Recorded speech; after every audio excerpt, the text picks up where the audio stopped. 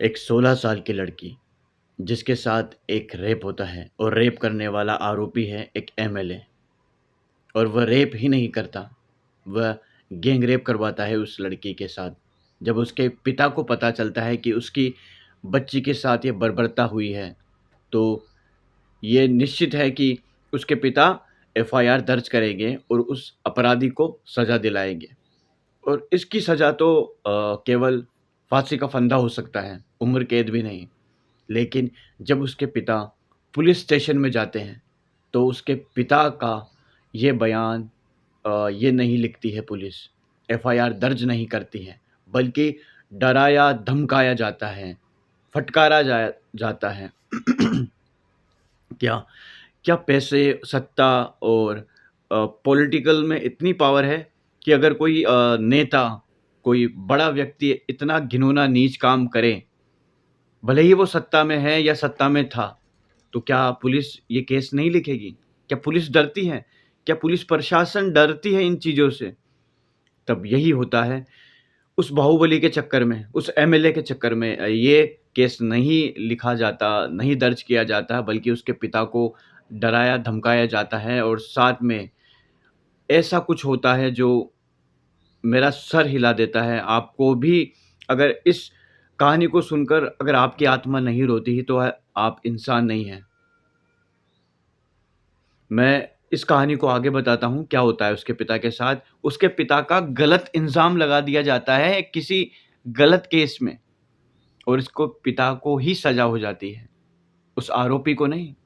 उसके पिता को जेल में डाल दिया जाता है और पुलिस उसके साथ हाथापाई करती है, मार-कूट करती हैं और उसकी वहीं मौत हो जाती है। कहानी यहीं ख़त्म नहीं होती। सोचो, जो कि एक निर्दोष है, जिसकी कोई भी किसी भी एंगल में जिसका कोई कसूर नहीं था, वह अपनी बच्ची के लिए मदद माँग रहा था, उसकी ही हत्या हो गई और उसकी बच्ची के साथ तो वैसे ही बहुत घिनौना काम हुआ है, गैंग रेप, और वो भी एक एमएलए जी करते हैं। उनकी फ़ोटो मैं आपको ज़रूर दिखाऊँगा। सबसे बड़ी खुशखबरी ये है कि वो बाइज़्ज़त बरी हो गए हैं भाई।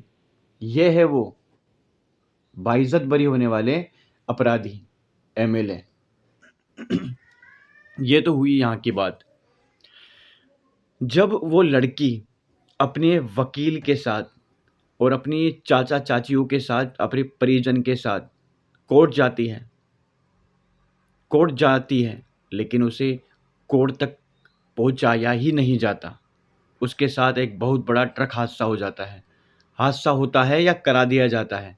एक बहुत बड़ा हादसा होता है और बहुत खेद के साथ बताना पड़ता है कि उसके परिजन हैं, वह मारे जाते हैं उस हादसे में और वकील को भी चोट लगती है और वो लड़की भी घायल हो जाती है।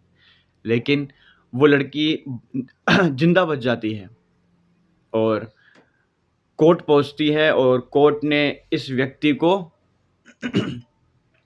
उम्र कैद की सज़ा सुनाती है कि इनको उम्र कैद की सज़ा दी जाती है। तो क्या ये उम्र कैद की सज़ा एक सस्ती सी सज़ा नहीं लग रही कि केवल एक व्यक्ति जिसके साथ रेप होता है, वो जो कि नाबालिग है, उसके पिता की भी हत्या हो जाती है, एफआईआर दर्ज नहीं होती और साथ में जब वो कोर्ट पहुँचती है तो उस पे हमला कराया जाता है, वो भी एक बहुत बड़े ट्रक से, और उसके साथ जो आस-पास है व्यक्ति, वो भी मारे जाते हैं, उसके चाचियाँ।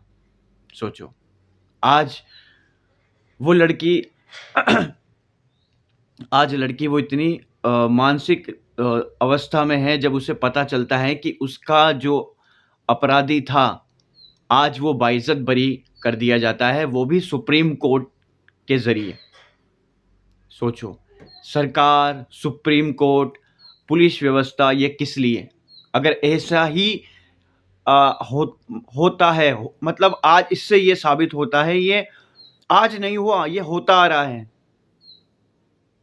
क्या इससे आप, हम सब समाज, जिसे हम एक कहते हैं कि एक लोकतांत्रिक देश है, सुप्रीम कोर्ट, उच्च न्यायालय, क्या सच में न्याय मिला है? नहीं, कोई न्याय नहीं मिला है। शायद इसलिए हम सो रखे हैं। आज भी हम उन बकवास वाहियात टीवी शो देख रहे हैं। मैं मना नहीं कर रहा एंटरटेनमेंट की, लेकिन हम इतने वाहियात टीवी शो देख रहे हैं, हम ऐसे-ऐसे चीज़ों में घुस गए हैं, रील्स में, स्क्रॉल में। हमें एजुकेशन से कोई मतलब नहीं है, हमें अवेकनिंग से कोई मतलब नहीं है। समाज में क्या हो रहा है हमें उससे कोई मतलब नहीं है। कोई देखेगा एज़ अ रियलिटी शो उसे देखना है, उसे बिग बॉस का घर देखना है।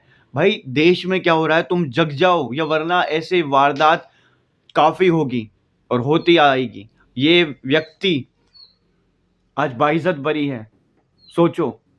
और पता है सुप्रीम कोर्ट ने क्या इसको बाइज्जत बरी करके कहा कि इतना हमारे पास समय नहीं है। भाई फिर तुम क्यों हो उच्च न्यायालय में? जो भी जज है उसको तो डूबकर मर जाना चाहिए। उसकी क्या बेटियां नहीं है?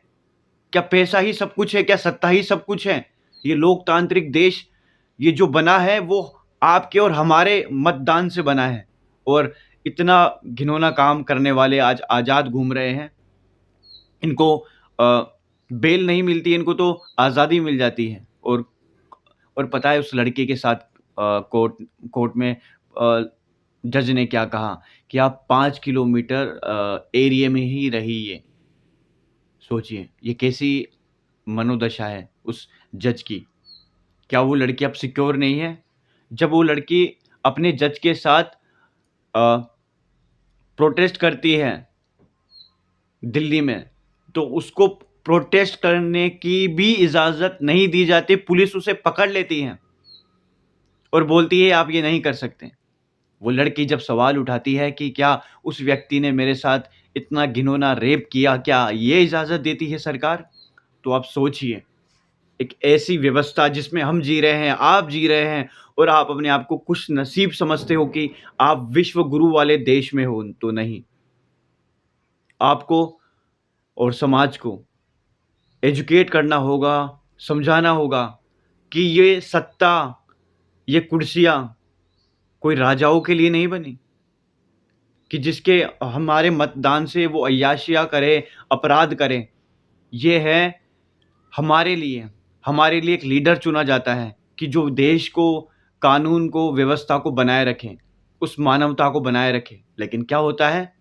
ऐसे नीच घटिया, घिनौने व्यक्ति आज इस देश में इलेक्शन लड़ते हैं और आप देख ही रहे हैं, रेप करने वालों को पार्षद एमएलए बना दिया जाता है, जो कि एक बड़े-बड़े व्यक्ति है जो अभी सोनम वांगचुक, वो भी जेल में है। देखो, एक ऐसे व्यक्ति, ऐसे प्रतिष्ठित व्यक्ति जो कि अपने देश के लिए, अपने जवानों के लिए ऐसे-ऐसे चीज़ें इनोवेशन करते हैं और अपनी देश की एजुकेशन सेक्टर में मदद करते हैं, अपने पर्यावरण को बचाने में मदद करते हैं, वो आज भी जेल में हैं और शायद उनको 3 से 4 महीने हो गए हैं और उन्होंने तो ऐसा कुछ किया भी नहीं। तो दोस्तों जागिए और जगाइए और ये वीडियो शेयर कीजिए। अगर ये वीडियो नहीं शेयर करनी तो दूसरी शेयर कर दीजिए, किसी और भाई की, जिससे लोग जगें। और जागना ज़रूरी है। इस सोई हुई भीड़ में अगर आप किसी को जगाओगे, तो ये अंधों की भीड़ आपको आपकी आँखें नोच लेगी। यही इस जीवन में देखा गया है, चाहे से वो जीसस क्राइस्ट हो या कोई भी हो, उन्हें भी सूली पर टाँग दिया गया था क्योंकि वो सच बोल रहे थे। तो दोस्तों अगर आपको ये वीडियो पसंद आई है और आप अगर मुझे सपोर्ट करना चाहते हैं, तो हमारे चैनल को सब्सक्राइब कीजिए और मैं लाता रहूँगा ऐसी ही वीडियो। तो आज के लिए इतना ही, धन्यवाद। जागते रहिए बस।